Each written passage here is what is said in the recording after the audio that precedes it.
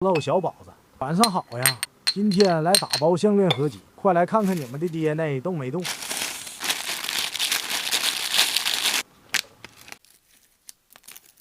穿件小外套。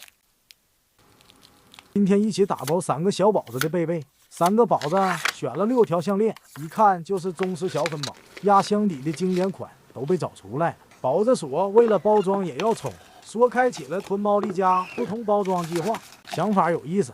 当贝贝来了，第一条是宝子们人手1条的贝壳项链，送人自己戴都美得很，小小一颗，低调又好看，天颜珍珠加925纯银，错过会哭失物美翻了。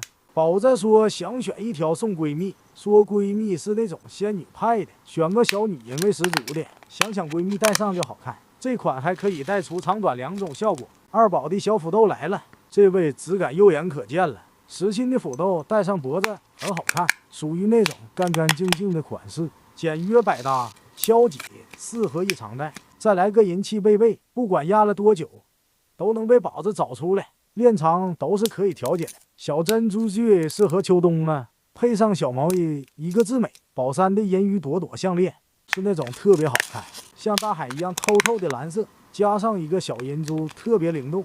韩版小爱心好看呀，胖胖嘟嘟，特别有福气的感觉。这种经典款式都可以一直戴，洗澡也不用摘，脖子上总不能空吗？今天小粉、小绿、小紫都来上班了，好看住了，来一起打包啊！我这里已经入秋了，宝子那里天冷了没？